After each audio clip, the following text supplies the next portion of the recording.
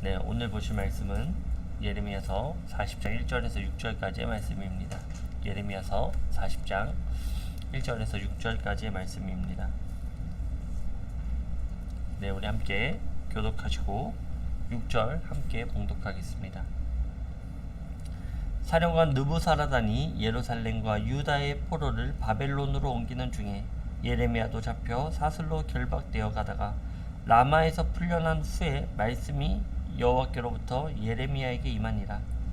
사령관이 예레미야를 불러다가 이르되 내 하나님 여호와께서 이곳에 이 재난을 선포하시더니 여호와께서 그가 말씀하신 대로 행하셨으니 이는 너희가 여호와께 범죄하고 그의 목소리에 순종하지 아니하였으므로 이제 이루어졌도다. 이 일이 너희에게 임한 것이니라.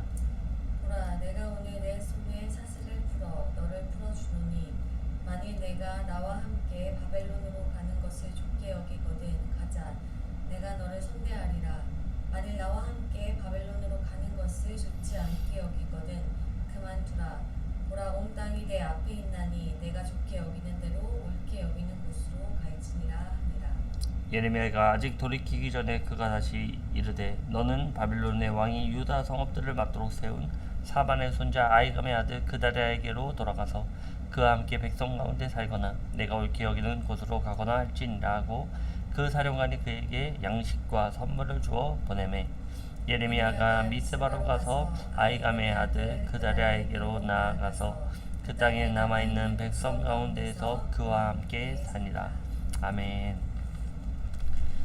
네, 하나님의 말씀과 같이 또 예레미야를 통해 말씀하신, 예레미야를 통해 예언하신 것과 같이 하나님의 말씀은 이 예루살렘 가운데 이루어졌습니다. 그것이 기쁜 소식은 아니었죠. 이스라엘 백성들이 보기에는 슬픈 소식이고 아주 통탄할 그런 시간이었습니다. 그러나 하나님의 시각에서는 그 땅을 고치는 시간이었고 또 이 민족을 깨우는 시간이었습니다. 이들에게는 아픔이었지만 그럼에도 불구하고 하나님께서는 이 심판을 할 수밖에 없었던, 우리가 부모가 자식을 만났을 때도 이와 같습니다. 정도의 그 기한이 차버리면 진노가 임하게 되어 있는 것이죠. 왜냐하면 그 자식을 그렇게 놔두면은 올바른 길로 가지 못하기 때문입니다. 하나님도 부모와 같은 마음입니다. 이들을 심판하시는 이유는 이들이 싫고 미워서라기보다는 그들의 행위를 옳게 여기고자 하는, 우리도 그렇습니다. 너 자꾸 이렇게 하면은 엄마가 너, 아빠가 혼낼 거야. 그런데 그것이 계속 이루어진다면 어떻게 되겠습니까? 참고 또 참고 또 참다가 결국 징계가 내려지고 마는 것이죠. 하나님도 이와 같습니다. 결과적으로 원하는 것은 무엇입니까? 바로 하나님 앞에 깨어서 나오는 것들. 이스라엘 백성들에게 하나님께서 가장 원하신 것은 바로 이것입니다. 너희들이 그동안 나의 말을 무시하고 이 우상을 따르고 이방신을 따르며 세상의 물질을 섬겼던 너희들, 과연 이 세상의 주관자가 누구이며 너희들을 다스리는 자가 누구임을 하나님께서는 다시 한번 말씀해 주신 것입니다. 그러나 세상 사람들은, 심지어 믿는 사람들조차도 이것에 귀 기울이지 않습니다. 시대가 이렇게 흘러가고 있고 하나님의 말씀은 우리에게 분별할 수 있을 놀라운 말씀으로 주어졌지만 그 말씀이 온전히 레마의 말씀으로 들려지지 않으니 시대를 분별할 수 없는 세대로 흘러가고 말 것입니다. 이러한 일들에 대하여 더욱더 분별하고 더욱더 깨어서 하나님께 나가야 될 것입니다.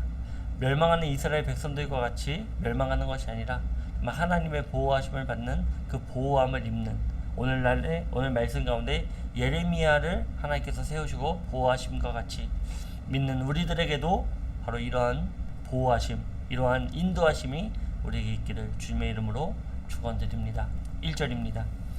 사령관 느부사라단이 예루살렘과 유다의 포로를 바벨론으로 옮기는 중에 예레미야도 잡혀 사슬로 결박되어 가다가 라마에서 풀려난 후에 말씀이 여호와께로부터 예레미야에게 임하니라. 자, 예레미야도 끌려가는 신세로 전락하고 말았습니다.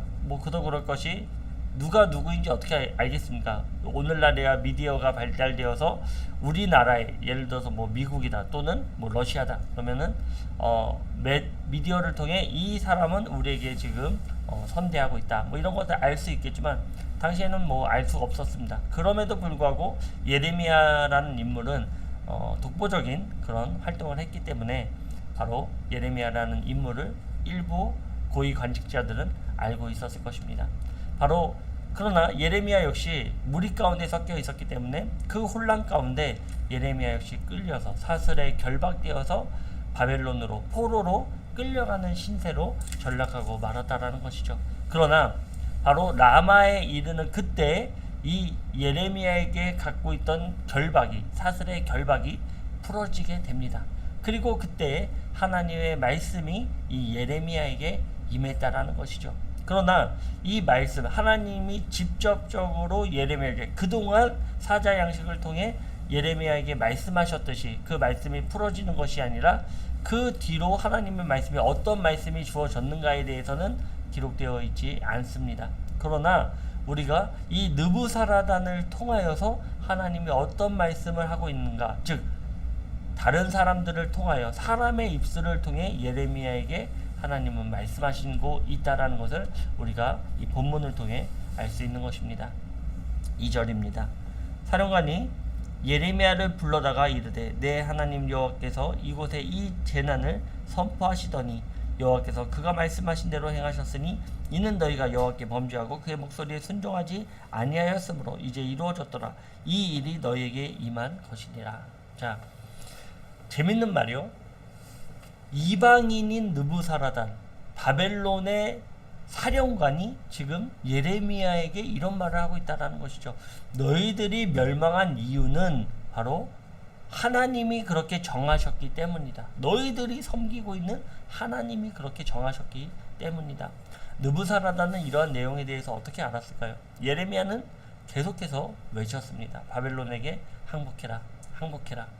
그리고 아마도 그 바벨론의 1차로 끌려갔던 다니엘을 보면서도 이들은 하나님의 존재에 대해서 너무나도 잘 알고 있었을 것입니다.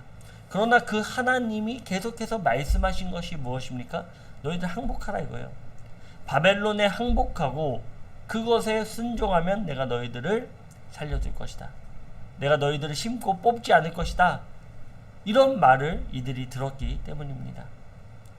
이방인들도 듣고 알고 있는 내용에 대하여 정작 유대인들은 이것을 알지 못했다라는 것이죠. 정작 이스라엘 사람들, 정작 이 히브리인들은 이 말을 듣지 않았다라는 거예요. 결국 이것을 듣지 않음으로 어떻게 되었습니까? 오늘날 너희들이 이 꼴을 당하게 되었다. 이렇게 지금 이방인의 입술을 통해 얘기하고 있다라는 것이죠. 오늘날에도 이와 같습니다. 하나님께서는 이 성경 66권을 통해서 하나님의 역사의 주관 되심, 역사의 시작과 끝에 대하여 말씀하고 있다는 것이죠. 그런데 이 말씀을 온전히 듣지 않고 이 말씀을 듣지 않음으로 말미암아 시대의 분별도 이들에게 있지 않는 것입니다. 오늘날의 기독교인들, 많은 목회자들 역시도 지금 이 시대 가운데 이런 일들은 그냥 일부 몰지각한 또는 이단들이 또는 음모론자들이 얘기하는, 물론 이단들도 얘기하는 것도 있고 음모론자들이 이야기하는 것도 있습니다. 그러나 하나님을 섬기는 우리들은 그 메시지들 가운데에서, 그런 일어나는 일들 가운데에서도 하나님의 뜻을 분별할 수 있다는 거예요. 오늘 본문의 예레미야처럼 예레미야는 이 말이 느부사라단을 통해서 하는 이 말이 하나님이 나에게 하시는 말씀이다. 하나님이 이스라엘 백성들에게 하는 말씀이다라는 것을 직감적으로 알게 됩니다. 이것이 바로 나에게 임한 하나님의 말씀이다라는 것을 이방인의 소식을 통해서 알게 된다라는 것이죠. 오늘 분별하는 것이 너무나 중요합니다. 이 말씀 가운데, 말씀을 기본으로 분별하는 것이 너무나 중요합니다. 그래서 우리가 지금 흔히 나오는 많은 뉴스거리들, 이런 것들도 하나님의 메시지가 반드시 그 가운데 있다라는 거예요. 저도요, 제가 모르는 내용들에 대하여 세상의 이야기들을 통해서 깨닫게 되는 부분도 상당히 많이 있습니다. 그래서 그것을 단순히 그렇게 치부하고 업신여기고 이러는 것이 아니라 그 가운데에서도 하나님의 메시지를 들을 줄 알아야 된다는 것이죠. 마치 이 예레미야와 같이. 그래서 우리는 정말 오늘날 깨어서 하나님께 나가야 될 것입니다. 많은 세력들은 이러한 복음의 메시지를 전하지 못하게 조롱거리로 전락시키고 말 것입니다. 그러나 끝까지 우리가 어떤 조롱을 당할지라도 어떤 핍박이 우리에게 주어질지라도 하나님의 말씀을 듣고 전하는 그 사명을 끝까지 감당해야 될 것입니다. 4절입니다. 보라, 내가 오늘 내 손의 사슬을 풀어 너를 풀어주노니 만일 내가 나와 함께 바벨론으로 가는 것을 좋게 여기거든 가자. 내가 너를 선대하리라. 만일 나와 함께 바벨론으로 가는 것을 좋지 않게 여기거든 그만두라. 보라, 온 땅이 내 앞에 있나니 내가 좋게 여기는 대로 옳게 여기는 곳으로 갈지니라 하니라. 느부사라단이 이야기를 하는 것이죠. 그에게 결박을 풀어줍니다. 사슬의 결박이 풀어진다는 것은 우리에게 시사하는 바가 굉장히 크죠. 죄악의 사슬에 매여있던 우리들이 풀어지는 역사, 그 풀어짐으로 말미암아 자유함을 얻는, 하나님을 끝까지 섬긴 자들, 하나님의 말씀에 순종하고 그 복음의 메시지를 전한 자들은 결국 이 세상의 죄악의 사슬이 끊어지고 말 것입니다. 그리고 우리는 하나님이 옳게 여기는 대로, 하나님의 그 길을 따르는 대로 선택하게 된다라는 것이죠. 느부사라단은 이야기하고 있습니다. 네가 바벨론으로 가면 내가 너를 선대할 것이다. 느부갓네살을 통하여 너에게 선대하며 그곳에서 호의호식하게 살아갈 수 있도록 그 길을 마련해 줄 것이다. 그러나 그것이 좋게 여겨 보이지 않는다면 네가 다시 이스라엘로, 예루살렘으로 돌아가도 좋다라고 얘기하는 것이죠. 이 상황 가운데 예레미야는 어디를 선택할까요? 물론 오늘 본문에 보면 예루살렘으로 돌아갑니다. 그런 내용 가운데 5절에 더욱더 종용하는 말이 나오죠. 예레미야가 아직 돌이키기 전에 그가 다시 이르되, 돌이키기 전입니다. 마음이 갈팡질팡한 그때죠. 뭐 여러 가지 생각이 있겠죠. 인간적인 생각. 그때 느부사라단은 이야기하는 것입니다. 그가 다시 이르되, 너는 바벨론 왕이 유다 성읍들을 맞도록 세운 사반의 손자 아이감의 아들 그다랴에게로 돌아가서 그와 함께 백성 가운데 살거나 내가 옳게 여기는 곳으로 가거나 할지니라 하고 그 사령관이 그에게 양식과 선물을 주어 보내매. 갈팡질팡하는 그때 다시 한번 느부사라단의 입술을 통해 종용하고 있는 것입니다. 네가 돌아가라. 사반의 손자 아이감의 아들 그다랴에게로 돌아가라. 그다랴는 바로 느부갓네살이 세운 총독으로서, 왕이 지금 잡혀갔기 때문에 그곳에 다스리는 자가 없기 때문에 그다랴를 세우고 갔습니다. 그다랴의 조상들의 이름이 나오고 있죠. 사반의 아들 아이감의 아들 그다랴. 바로 이들은 어떤 자들입니까? 사반은 바로 요시야 왕 때 그 말씀이 주어졌을 때 그 말씀을 읽어서 하나님의 말씀을 읽게 한 그 말씀을 찾고 그 말씀이 바로 이 요시야 왕에게로 전달되게 한 그 사람이고, 또 아이감 역시도 예레미야가 죽을 고비에 있는 가운데 하나님의 말씀을 전하고 죽을 수 있는 그 환경 가운데 아이감을 통해 살리신, 그리고 그 아들인 그다랴를 세웠다라는 것이죠. 바로 친 바벨론에 서 있는, 또 하나님의 말씀에 그나마 듣고 하나님의 뜻을 따르는 이 그다랴를 따라 나가게 한 것입니다. 바로 적용하는 그때 하나님께서는 예레미야를 돌려보내요. 또 예레미야 마음 가운데 그런 마음이 있었겠죠. 끌려간 포로 가운데 다니엘도 있고 에스겔도 있고, 그 가운데 이제 이스라엘에는 하나님의 말씀을 선포되어지는 사람이 없는 것으로 봤을 것입니다. 그래서 하나님은 예레미야를 다시 예루살렘으로 돌려보내는, 그러나 그냥 돌려보내는 것이 아닙니다. 그에게 선물과 많은 살아갈 수 있는 그 상을 주고 돌려보내다라는 것이죠. 그곳에서 하나님의 말씀을 전하는, 또한 예레미야 마음 가운데 이런 마음도 있었을 것입니다. 내가 만약에 바벨론으로 간다면 많은 사람들이 또 조롱할 것이다. 저것 봐라, 친 바벨론 정책을 펼치더니 바벨론으로 가서 호의호식 하려고 하는구나. 이런 오해도 살 수 있겠죠. 그래서 예레미야는 끝까지 너희들과 함께 하겠다, 너희들 가운데 하나님의 말씀을 전하겠다 라는 의미로 예루살렘으로 돌아가는, 미스바로 돌아가는, 예루살렘 윗지방에 있는 미스바. 왜냐면 지금 예루살렘은 정치적으로 종교적으로 전혀 역할을 하지 못합니다. 다 불타 없어졌기 때문입니다. 그렇기 때문에 미스바로, 정치적 또 종교적으로 굉장히 의미 있는 이 미스바로 돌아가게 되는 것이죠. 또 그곳에서 그대라는 정치적으로 활동을 하기 시작했습니다. 6절입니다.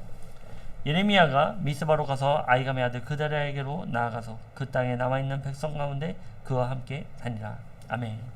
네, 이 땅에서 하나님의 말씀이 끝까지 선포되어진다는 것, 이것은 의미가 있는 내용입니다. 세상이 흉흉하고 아무리 하나님의 말씀이 없어지는 그때가 되더라도 하나님께서는 남아있는 백성들을 위하여, 아직 살아서 하나님의 말씀을 듣고자 하는 사람들을 위하여 예레미야와 같은 극소수지만 이들 가운데 하나님께서 보내주셔서 끝까지 하나님의 말씀을 듣게 하실 것입니다. 예레미야가 남아서 아직까지도 하나님의 말씀을 전해야 되는 그 시간이 필요하다라는 것이죠. 네, 오늘날에도 많은 일들이 일어나고 있습니다. 그 가운데 우리가 깨어서 정말 시대를 분별함으로 하나님의 말씀을 들어야 될 것입니다.